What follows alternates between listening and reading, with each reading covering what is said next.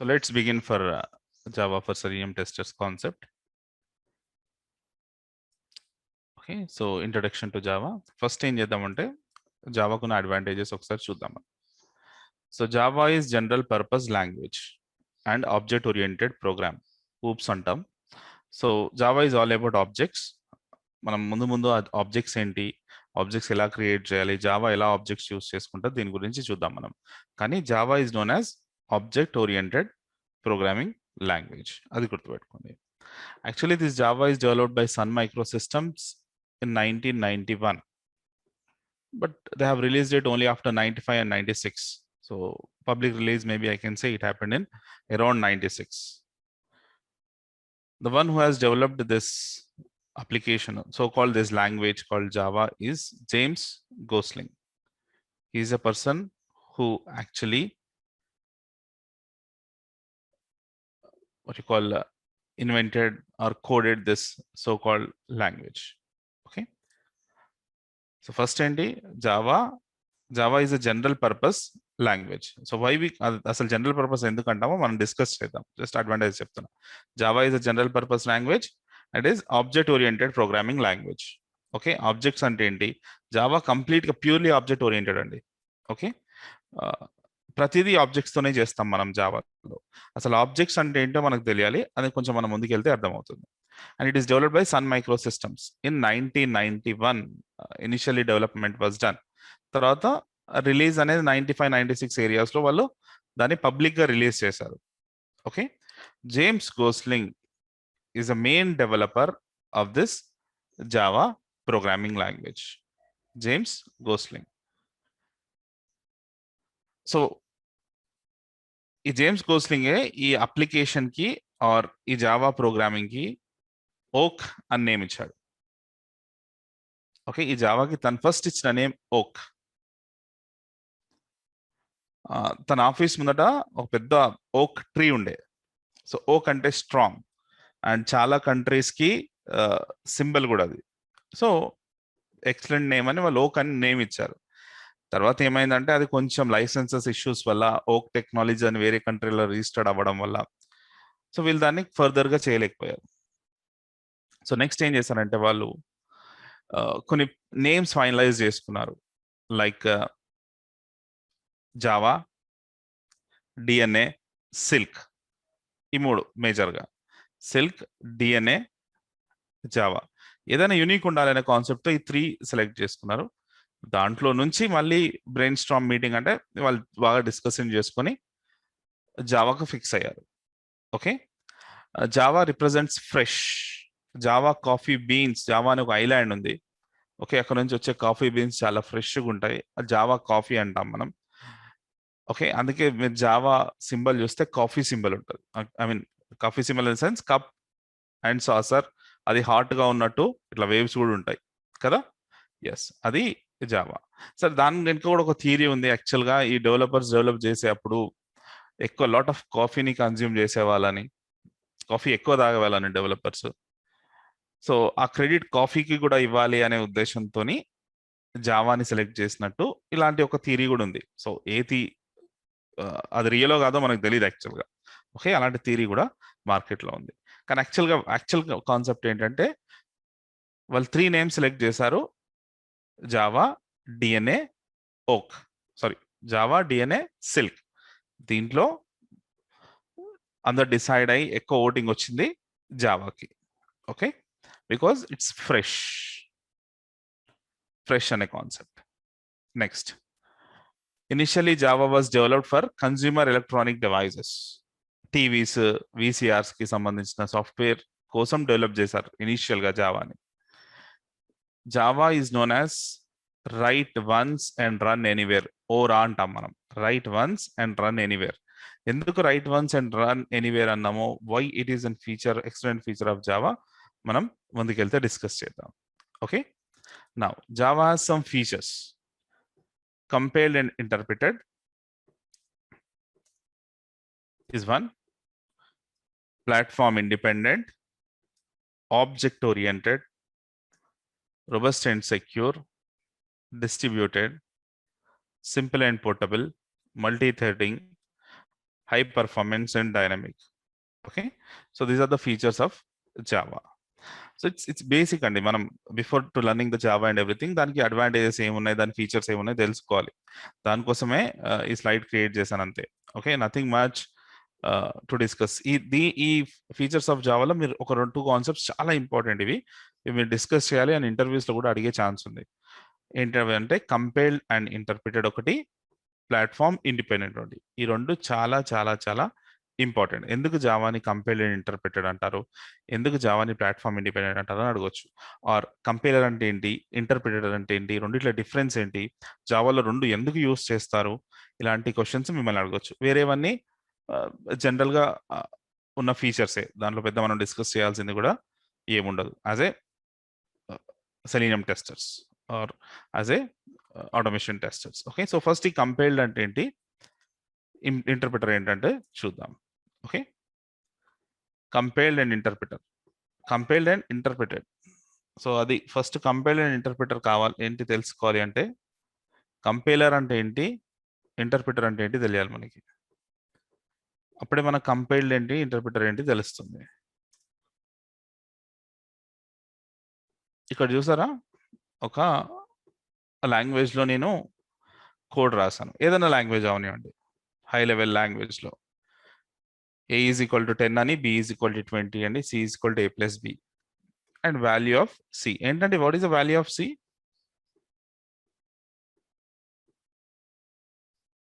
c value ఏంటండి? 30. Okay, ఎట్లా చెప్తారు 30 అని? c equal to a plus b అని రాశారు కదా, మీకు అది అర్థమవుతుంది కదా చదువుతుంటే కదా. సో దీన్ని మనం హై లెవెల్ లాంగ్వేజ్ అని ఆర్ హ్యూమన్ రీడబుల్ ఫార్మాట్ అని అంటాం. ఓకే, మనకి ఏ ప్రోగ్రామింగ్ లాంగ్వేజ్ అయినా జనరల్గా మనమే రాయాలి, హ్యూమనే రాయాలి అంటే ఆబ్వియస్గా హ్యూమన్కి అర్థం కావాలి, అంతే కదా. అర్థం కాదు మనం కూడా రాయలేం కదా. సో ఏ ప్రోగ్రామింగ్ లాంగ్వేజ్ అయినా, అది హై లెవెల్ లాంగ్వేజ్ ఏవైనా కూడా హ్యూమన్ రీడబుల్ ఫార్మాట్లో ఉంటాయి, హ్యూమన్ అండర్స్టాండింగ్ ఫార్మాట్లో ఉంటాయి. మనం అది అర్థం చేసుకోవచ్చు చూడగానే. 10 + 20 = 30, దట్ ఈస్ అదే కదా నేను ప్రోగ్రామ్ రాసింది. ఫైన్, మనం అర్థం చేసుకుంటాం దీన్ని. హై లెవెల్ లాంగ్వేజ్ మన కోసం డిజైన్ చేశారు, మనం అర్థం చేసుకుంటాం. ఫైన్, మీ కంప్యూటర్ అర్థం చేసుకుంటుందా హై లెవెల్ లాంగ్వేజ్? మీ కంప్యూటర్ అర్థం చేసుకుంటుందా ఈ హై లెవెల్ లాంగ్వేజ్? ప్రాసెస్ చేస్తుందా దీన్ని అర్థం చేసుకొని? Any idea? చేస్తుందా? చేయదు. కంప్యూటర్ ఏ లాంగ్వేజ్ని అర్థం చేసుకుంటుందండి? ఎనీవన్? మిషన్ లాంగ్వేజ్ అంటే జీరోస్ అండ్ వన్స్. కరెక్ట్. ఎప్పుడైనా మీ కంప్యూటర్ జీరోస్ అండ్ వన్స్ అర్థం చేసుకుంటుంది. ఏమంటాం మనం దాన్ని, జీరోస్ అండ్ వన్స్ ని? బైనరీ లాంగ్వేజ్ కదా, అవునా? సో జీరోస్ అండ్ వన్స్ ఇలా ఉండాలి. Okay, machine language or binary language. ఎప్పుడైనా మీ కంప్యూటర్ మనం రాసే ప్రోగ్రామ్స్ని డైరెక్ట్గా ప్రాసెస్ చేసుకోదు, అది జీరోస్ అండ్ వన్స్ మాత్రమే కంప్యూటర్కి అర్థమవుతాయి. ఓకేనా? సో నేను ఒక చిన్న ప్రోగ్రామ్ రాయాలి అనుకుందాం అనుకోండి, కంప్యూటర్కి అది అర్థం కావాలంటే నేను ఎందులో రాయాలి? జీరోస్ అండ్ వన్స్లో రాస్తేనే అప్పుడు కంప్యూటర్ అర్థం చేసుకొని ప్రాసెస్ చేస్తుంది. కానీ యాజ్ ఎ హ్యూమన్ ఇన్ని combinations of zeros and ones అర్థం చేసుకొని రాసేంత కేపబిలిటీ ఉంటుందా? ఉండదు. సో మనం రాయలేము అలా. సో ఏం చేయాలి, ఇక్కడ మనకు ఒక ట్రాన్స్లేటర్ కావాలి. అంటే మనం హై లెవెల్ లాంగ్వేజ్లో రాసినాయి ఆర్ హ్యూమన్ రీడబుల్లో రాసినాయి దాన్ని బైనరీకి అంటే జీరోస్ అండ్ వన్స్కి కన్వర్ట్ చేసేట్టుగా మనకు ఒక ఇంటర్మీడియట్ కావాలి, మనకు ఒక ట్రాన్స్లేటర్ కావాలి. ఈ కంపైలర్ అండ్ ఇంటర్ప్రిటర్ ఇది మీరు రాసిన దాన్ని ట్రాన్స్లేట్ చేసి సిస్టమ్కి అర్థమయ్యేట్టుగా చేస్తుంది. కంపైలర్ అయినా ఇంటర్ప్రిటర్ అయినా రెండు చేసే యాక్టివిటీ ఒకటే. ఓకే, రెండు చేసే యాక్టివిటీ ఒకటే, కంపైలర్ అండ్ ఇంటర్ప్రిటర్. నా రెండిట్ల డిఫరెన్స్ ఏంటి మరి చూద్దాం, అది చూద్దాం ఇప్పుడు. Compiler translates entire source code into machine language or some intermediate language. Intermediate language అంటే మనకు బైట్ కోడ్ అని ఒక ఇంటర్మీడియట్ లాంగ్వేజ్ ఉంది అలా, either to the intermediate language or binary file. Convert చేసి ఏం చేస్తుందంటే ఫైల్ని ఒక్కటేసారి ఎగ్జిక్యూషన్కి పంపిస్తుంది. హోల్ ఫైల్ కన్వర్ట్ చేసిన తర్వాత వచ్చిన బైనరీ ఫైల్ ఉంటుంది కదా, జీరోస్ అండ్ వన్స్ కానీ ఇంటర్మీడియట్ ఫైల్ కానీ, దాన్ని ఒకటేసారి ఎగ్జిక్యూషన్కి సెండ్ చేస్తుంది కంపైలర్ అయితే. చూడండి ఒకసారి. సో మనకు ఒక సోర్స్ కోడ్ ఉందండి, మనం దాన్ని కంపైలర్లోకి ఫీడ్ చేసాం. కంపైలర్ ఏం చేసింది, దాన్ని కంపైల్ చేసి ఒక బైనరీ ఫైల్ క్రియేట్ చేసింది విత్ జీరోస్ అండ్ వన్స్. ఈ బైనరీ ఫైల్ మొత్తం అంత మన కోడ్ అంతా, సోర్స్ కోడ్ అంతా బాగుంటే, సోర్స్ కోడ్లో ఎక్కడ ఎర్రర్స్ లేకపోతే బైనరీ ఫైల్ క్రియేట్ చేస్తుంది జీరోస్ అండ్ వన్స్ తోని. మీ సోర్స్ కోడ్ ఎక్కడ ప్రాబ్లం ఉంటే ఆ బైనరీ ఫైల్ క్రియేట్ అవ్వదండి. ఓకే, ఒక్కసారి ఈ బైనరీ ఫైల్ మొత్తం క్రియేట్ అయిపోయిన తర్వాత ఈ బైనరీ ఫైల్ని అది ఎగ్జిక్యూషన్కి సెండ్ చేస్తుంది. ఓకే, సో కంపైలర్ మొత్తం సోర్స్ కోడ్లో ఉన్న డేటాని రీడ్ చేసి అది ఒక్కొక్కటిగా బైనరీ ఫైల్లో రాసి ఒక బైనరీ ఫైల్ కంప్లీట్ క్రియేట్ చేసి ఆ హోల్ బైనరీ ఫైల్ని ఎగ్జిక్యూషన్కి సెండ్ చేస్తుంది. ఓకే, అదే మీరు ఇంటర్ప్రిటర్కి వచ్చేసారనుకోండి, ఇంటర్ప్రిటర్ ఏం చేస్తుందంటే స్టేట్మెంట్స్ 1 by 1ని రీడ్ చేసి 1 by 1ని ట్రాన్స్లేట్ చేసి 1 by 1ని ఎగ్జిక్యూట్ చేస్తుంది. అంటే ఇప్పుడు ఫస్ట్ లైన్ ఇంటర్ప్రిటర్లోకి వెళ్తుంది, ఇంటర్ప్రిటర్ దాన్ని బైనరీ కోడ్లో కన్వర్ట్ చేస్తుంది. ఓకే, ఇక్కడ వరకు కంపైలర్ కూడా ఇలానే చేస్తుంది. కానీ కంపైలర్ నెక్స్ట్ లైన్కి వెళ్తుంది, ఇది నెక్స్ట్ లైన్కి వెళ్ళదు, డైరెక్ట్ మనకు వచ్చిన అవుట్పుట్ని ఎగ్జిక్యూట్ చేసేస్తుంది.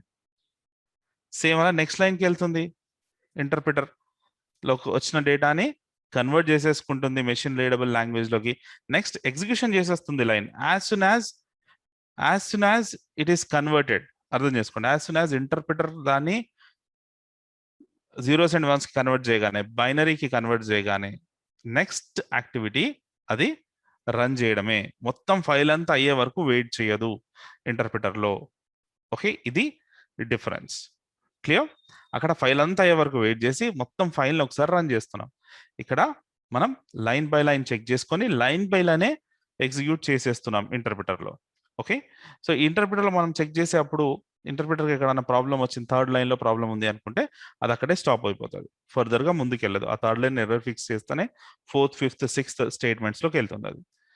ఫైన్. సో మనకు ఇంటర్ప్రిటర్ ఏంటి, కంపైలర్ ఏంటి తెలిసింది. సో జావా ఎందుకు కంపైల్డ్ అండ్ ఇంటర్ప్రిటర్ అంటాం, జావాలో ఎందుకు రెండు జరుగుతాయి అది చూద్దాం మనం ఇప్పుడు. ఓకే,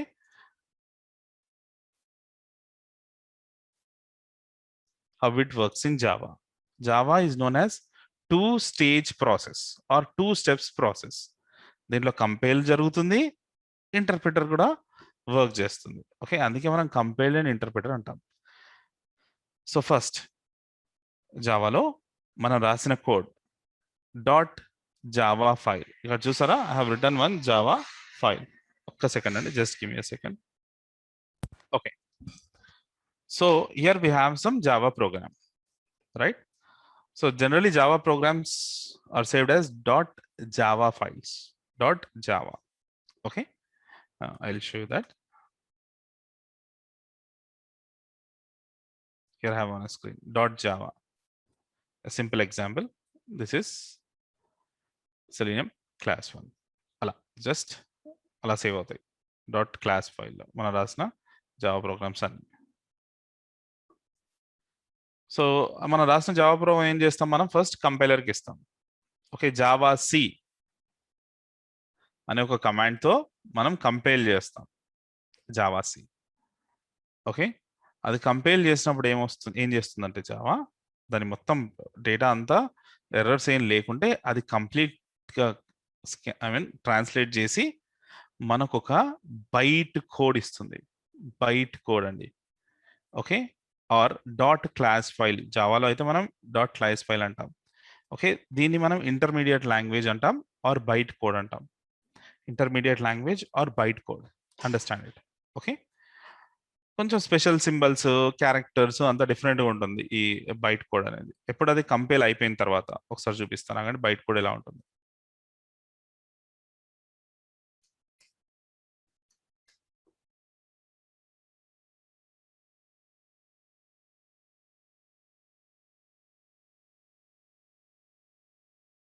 సేమ్ ఇది ఉందా, ఇది మన class file, sorry .java file. దీన్ని కంపైల్ చేసిన తర్వాత వచ్చిన క్లాస్ ఫైల్ ఇది, చూసారా?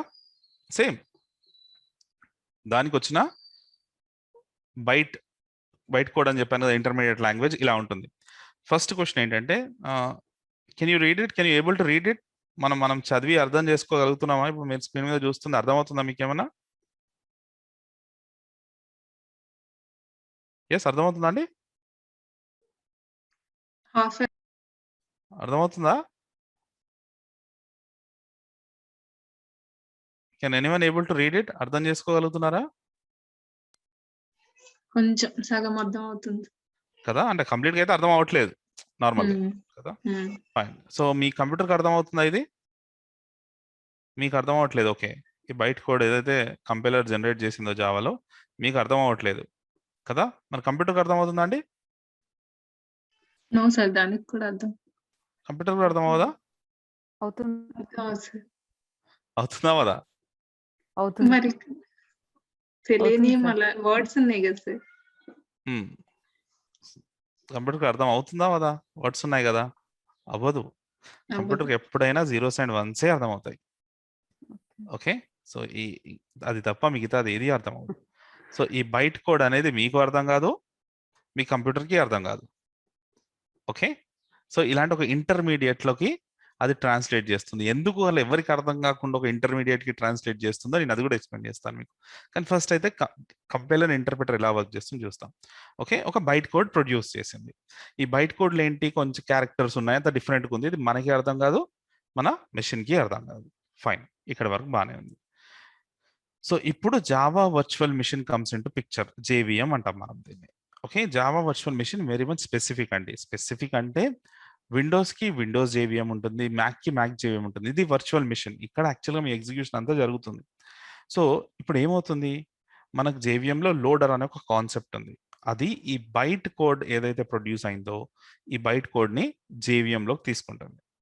ఓకే, నా ఈ బైట్ కోడ్ మీద ఇంటర్ప్రిటర్ వర్క్ చేస్తుంది. సో ఏం చేస్తుంది ఇక్కడ ఇంటర్ప్రిటర్, ఆ బైట్ కోడ్లో ఉన్న statement line by line execute చేస్తుంది. ఓకే, బైట్ కోడ్లో ఉన్న statement line by line execute చేసి మనకు అవుట్పుట్ ఇస్తుంది. రైట్, సో ఇది జావాలో 2 స్టేజ్ ప్రాసెస్ కదా. ఫస్ట్ కంపైల్ అయింది, కంపైల్ అయినాక బైట్ కోడ్ వచ్చింది. ఆ బైట్ కోడ్ని ఇంటర్ప్రిటర్ ట్రాన్స్లేట్ చేసింది. ఎక్కడికి ట్రాన్స్లేట్ చేస్తుంది ఇంటర్ప్రిటర్? మెషిన్ లాంగ్వేజ్కి ట్రాన్స్లేట్ చేస్తుంది. జీరోస్ అండ్ వన్స్కి ట్రాన్స్లేట్ చేస్తుంది. జీరోస్ అండ్ వన్స్కి ట్రాన్స్లేట్ చేస్తుంది కనుక సిస్టమ్కి ఆటోమేటిక్గా అర్థమవుతుంది, అది ఎగ్జిక్యూట్ చేసేస్తుంది. రైట్, సో అందుకనే మనం జావాని 2 స్టేజ్ ప్రాసెస్ అన్నాం. ఫస్ట్ కంపైల్ అవుతుంది. ఓకే, కంపైల్ అయ్యి వచ్చిన అవుట్పుట్ బైట్ కోడ్ని ఇంటర్ప్రిటర్లోకి తీసుకుంటే ఆ ఇంటర్ప్రిటర్ దాన్ని ఎగ్జిక్యూట్ చేసేస్తుంది, అంటే కన్వర్ట్ చేసి ఎగ్జిక్యూట్ చేస్తుంది. ఇన్ ద సెన్స్ ఇంటర్ప్రిటర్ ఏం చేస్తుంది, ఆ బైట్ కోడ్ని ట్రాన్స్లేట్ చేసి జీరోస్ అండ్ వన్స్ గా కన్వర్ట్ చేస్తే ఆటోమేటిక్గా ఎగ్జిక్యూట్ అవుతుంది. అదే కదా interpreter, line by line execute అవుతుంది. కన్వర్ట్ కాగానే execute, conversion execute, that is how it goes on. Okay, ఇక్కడ మీరు జావాలో మెయిన్గా మీరు రిమెంబర్ చేయాల్సిన పాయింట్స్ ఏంటి, మీరు గుర్తుపెట్టుకోవాల్సిన పాయింట్స్ ఏంటంటే, ఫస్ట్ జావాలో ఉన్న ఇంటర్ప్రిటర్ ఓకే సోర్స్ కోడ్తో ఇంటరాక్ట్ అవ్వదు. Directly the Java source file what we have return, it will not interact with this. It will interact with only bytecode. This is point 1. You can write it down. Point 2. Okay. After compilation of Java code, Java produces a intermediate file or bytecode or .class file. So this bytecode is not a human readable format or nor in a machine readable format. This is some intermediate language. This is a point 2. Okay, yes, these are the things what we need to understand. Clear with this? What is compiled, what is interpreted, and how this compiled and interpreter works in Java? Clear? Any questions? Just in time compiler అని ఇంకా ఈ process ని fast చేయడానికి ఇంకా ఉన్నాయి, కానీ as a selenium testers గా మనకు అవంతా అవసరం లేదు. కంపైల్డ్ అంటే ఏంటి, ఇంటర్ప్రిటర్ అంటే ఏంటి నేర్చుకున్నాం. ఓకే, కంపైలర్ అంటే ఏంటి, ఇంటర్ప్రిటర్ ఏంటి, వాటిలో డిఫరెన్స్ కూడా మనం చూసాం. ఓకే, ఇప్పుడు మనకు డాట్ క్లాస్ ఫైల్ అంటే తెలుసు, dot class file or byte code అంటే తెలుసు, డాట్ జావా ఫైల్ అంటే తెలుసు కదా. Yes, now next advantage of Java, platform independent. So జావాని మనం ప్లాట్ఫామ్ ఎందుకు ఇండిపెండెంట్ అంటాం తెలుసుకున్నాం. ఓకే, సో ఇక్కడ మీరు చూస్తే before to Java programming are Java కన్నా ముందు C++ గురించి మనం డిస్కస్ చేద్దాం. C++లో ఏమవుతుందంటే ఎక్కడైనా ఏ ప్రోగ్రామ్లో అయినా మనం కంపైల్ చేయాల్సిందండి, కంపైల్ చేయకుండా ఉండదు. ఏ ప్రోగ్రామ్ అయినా మనం కంపైల్ చేయాల్సిందే, సి అయినా C++ అయినా. ఓకే, సిలో ఒక ప్రోగ్రామ్ని మనం కంపైల్ చేస్తాం. కంపైల్ చేస్తే అక్కడ మనకి డైరెక్ట్లీ మనకు బైనరీ ఫైల్ వచ్చేస్తుంది, 0s and 1s ఫైల్ వచ్చింది అనుకుందాం, .exe వస్తుంది, సరే వాట్ ఎవర్. సో మనకు ఫైల్ వచ్చింది, ఏదన్నా అవనివ్వండి. కంపైల్ చేసిన తర్వాత మనకు ఒక అవుట్పుట్ వచ్చింది. ఆ అవుట్పుట్ని మనం ఎగ్జిక్యూట్ చేయాలి అంటే సేమ్ ఎన్విరాన్మెంట్లో చేయాలి, సి ఆర్ C++కి. అంటే మీరు విండోస్లో కంపైల్ చేశారు అనుకుందాం, విండోస్ మిషన్లో, విండోస్ 10లో కోర్ i5 ప్రాసెసర్లో చేశారు అనుకుందాం. మళ్ళీ దాన్ని మీరు సేమ్ మెషిన్లో కానీ ఆర్ అలాంటి కాన్ఫిగరేషన్ ఉన్న మెషిన్లో మాత్రమే దాన్ని ఎగ్జిక్యూట్ చేయగలుగుతారు. It is completely platform dependent. C or C++ is completely platform dependent. ఒక్కసారి ఎన్విరాన్మెంట్ చేంజ్ అవుతుంది అనుకోండి, ఎన్విరాన్మెంట్ అంటే హార్డ్వేర్ అనుకోవచ్చు, సాఫ్ట్వేర్ అనుకోవచ్చు, ప్రాసెసర్ అనుకోవచ్చు, ఓకే, సాఫ్ట్వేర్ అనుకోవచ్చు, ఇవన్నీ software and hardware type of environments. ఒకసారి ఎన్విరాన్మెంట్ చేంజ్ అయింది అనుకోండి, అది ఎగ్జిక్యూట్ అవ్వలేదు అది. Okay, very much specific to the platform, right? Yes. అదే మీరు జావాలోకి వచ్చారనుకోండి, జావా ఏం చేస్తుందంటే మీ సోర్స్ ఫైల్ని జావా ఫైల్ని కంపైల్ చేసిన తర్వాత, జావాసీతో కంపైల్ అయిన తర్వాత, జావా కంపైలర్ ఏం చేస్తుంది, మనకి ఈ బైట్ కోడ్ ఇస్తుంది. ఓకే, ఇది ఈ beauty of byte code. Byte code ఎందుకు పెట్టామని ఇప్పుడే అనుకున్నాం కదా, అది మనకు అర్థం కాదు, మన మిషన్కి అర్థం కాదు, ఎందుకు వీళ్ళు బైట్ కోడ్ అనే మధ్యలో కాన్సెప్ట్ తీసుకొచ్చారని. ద రీజన్ ఏంటంటే ఈ బైట్ కోడ్ని మనం విండోస్లో ఉన్న జేవిఎం స్పెసిఫిక్ అని చెప్పాను కదా, విండోస్కి విండోస్ జేవిఎం ఉంటుంది, మ్యాక్కి మ్యాక్ జేవిఎం, లైనెక్స్కి లైనెక్స్ జేవిఎం. సో ఇది మనం ఇక్కడ బైట్ కోడ్ ఏదైతే విండోస్లో కంపైల్ చేసాం మనం అనుకుందాం. ఓకే, కంపైల్ చేస్తే విండోస్లో మనం కంపైల్ చేసిన తర్వాత వచ్చిన ఈ బైట్ కోడ్ని మనం మ్యాక్లో ఎగ్జిక్యూట్ చేయొచ్చు, లైనెక్స్ జేవిఎంలో ఎగ్జిక్యూట్ చేయొచ్చు. ఇది ప్లాట్ఫామ్ ఇండిపెండెంట్. ఆ బైట్ కోడ్ మీరు ఎక్కడికైనా సెండ్ చేయొచ్చు. మీరు ఆ సోర్స్ కోడ్ సెండ్ చేయాల్సిన అవసరం లేదు. సోర్స్ కోడ్ మీ దగ్గర పెట్టుకొని ఈ బైట్ కోడ్ వాడికి నాకు మీరు ఈమెయిల్ చేశారనుకోండి, మీరు విండోస్లో చేశారు, నేను దాన్ని మ్యాక్లో రన్ చేసుకోవచ్చు. నాకు సోర్స్ కోడ్ కూడా ఏం అవసరం లేదు, ఆ బైట్ కోడ్ ఉంటే చాలు, నాకు ఎగ్జిక్యూషన్ అయిపోతుంది. This is the beauty of Java. Okay, so అది ఏ ఎన్వైరన్మెంట్లో ఎగ్జిక్యూట్ అవ్వడానికి మధ్యలో ఇంటర్మీడియట్గా ఈ బైట్ కోడ్ని ప్రొడ్యూస్ చేస్తారు వాళ్ళు. ఓకే, ఎస్, ఈ byte code file or .class file అనేది ఏ ఎన్వైరాన్మెంట్లో అయినా ఎగ్జిక్యూట్ అవుతుంది. మ్యాక్ అవ్వచ్చు, విండోస్ అవ్వచ్చు, ఏ ఆపరేటింగ్ సిస్టమ్ అన్నా అవ్వచ్చు, ఏ ప్రాసెసరు అయినా అవ్వచ్చు, it doesn't care about that. This is platform independent. Clear? ఓకేనా? Yes sir. నెక్స్ట్, సో మనం కంపైల్డ్ అండ్ ఇంటర్ప్రిటర్ చూస్తాం, ప్లాట్ఫామ్ ఇండిపెండెంట్. ఈ రెండు ఇంపార్టెంట్ అండి, మిగిలినవన్నీ జస్ట్ నేను వాక్ త్రూ చేస్తాను, that is enough. Object oriented, Java is true object oriented program. నేను ఆల్రెడీ డిస్కస్ చేశాను కదా, everything in Java is an object అండి. Everything, objects communicate with each other, or క్లాసెస్తో కమ్యూనికేట్ అవ్వాలన్న ఆబ్జెక్ట్ కావాలి. So ప్రతి దానికి ఆబ్జెక్టే మనకు జావాలో. ఓకే, సో ఆబ్జెక్ట్ గురించి మనం ముందుకు వెళ్తుంటే చాలా డిస్కస్ చేద్దాం. Next, yes, robust and secure. ఎందుకు మనం జావాని రోబస్ట్ అండ్ సెక్యూర్ అంటాం? సో ఫస్ట్ ఆఫ్ ఆల్ ఎందుకు సెక్యూర్ అంటామంటే, ఎప్పుడైనా నేను ఈ టూల్ని గురించి అడ్వాంటేజ్ చెప్పాలంటే ఏదో ఒక దాంతో కంపేర్ చేయాలి కదా. C++తో కంపేర్ చేసినప్పుడు ఇది చాలా సెక్యూర్. ఎందుకంటే దాంట్లో మనకు పాయింటర్స్ అని కొన్ని కాన్సెప్ట్స్ ఉన్నాయి. అక్కడ మనకు మెమరీ లీకేజ్ జరిగేది, ఆ పాయింటర్స్ని మొత్తమే మనం జావా నుంచి తీసేసాం. సో దాంతో కంపేర్ చేస్తే సెక్యూరే. రోబస్ట్ అని ఎందుకు అంటాం? ఎందుకు జావా స్ట్రాంగ్ అంటే 2-3 రీజన్స్ ఉన్నాయి. ఒక రీజన్ ఏంటంటే జావాకి చాలా strict compile time and run time checking ఉంటుంది జావాకి. సింపుల్ అండి, అది కంపైల్ టైం ఏంటి, రన్ టైం ఏంటి, ఆ డేటా టైప్ ఏంటి, అవి మనం ముందుకు వెళ్తుంటే డిస్కస్ చేద్దాం. కానీ చిన్న ఎగ్జాంపుల్ చెప్తాను. Integer X is equal to 10 అని ఇచ్చామనుకోండి, అనుకుందాం integer X is equal to 10 అని ఇచ్చాం. అక్కడ ఏం చెప్పాం, మన ఇంటీజర్ వాల్యూ ఇస్తున్నాం అని చెప్పాం. So integer X is equal 10 ఇచ్చినప్పుడు సిస్టమ్ నో ప్రాబ్లం తీసేసుకుంటుంది, ఏమి ఇబ్బంది పెట్టదు. నేను ఇంటీజర్ అని చెప్పి నేను స్ట్రింగ్ ఇవ్వడం కానీ, ఆర్ బులియన్ ఇవ్వడం కానీ, ఆర్ డబుల్ ఇవ్వడం కానీ చేశాను అనుకోండి, ఆర్ పాయింట్స్ ఇవ్వడం, డెసిమల్స్ ఇవ్వడం కానీ చేశాను అనుకోండి, సిస్టమ్ తీసుకోదు, వెరీ స్ట్రిక్ట్గా బిహేవ్ చేస్తుంది అక్కడ. ఓకే, సో దాన్ని మనం strict compile time and run time checking of data type అంటాం. ఓకే, మీరు ఒక డేటా టైప్ డిక్లేర్ చేస్తే ఆ డేటానే ఇవ్వాలి, దాంట్లో వేరే డేటా టైప్ తీసుకోదు at any cost. Okay, next దీంట్లో ఇంకోటి ఆటోమేటిక్ గార్బేజ్ కలెక్టర్ అనే ఆప్షన్ ఇచ్చారు. ఇది ఏం చేస్తుందంటే మీ మెమరీ మేనేజ్మెంట్ చేస్తుంది. అన్వాంటెడ్ ఆబ్జెక్ట్స్ ఏమన్నా ఉంటే, అన్వాంటెడ్ అనలేం కానీ అన్యూజ్డ్ ఆబ్జెక్ట్స్ ఏమన్నా ఉంటే వాటిని అది రిమూవ్ చేస్తుంది to make the management. Okay, or memory management. These are the two things what we need to understand in secure and robust. Distributed, yes, Java is distributed language కదా. చాలా applications మనం networking లో internet లో చూస్తున్నాం which are built on Java. So obviously Java is a distributed language, అలా డౌటే లేదు. Okay, కొన్ని thousands of applications or lakhs of applications are running on internet. Okay, and we can access them which are in the networking. So obviously Java is a distributed language. Next, simple and portable. Simple and portable.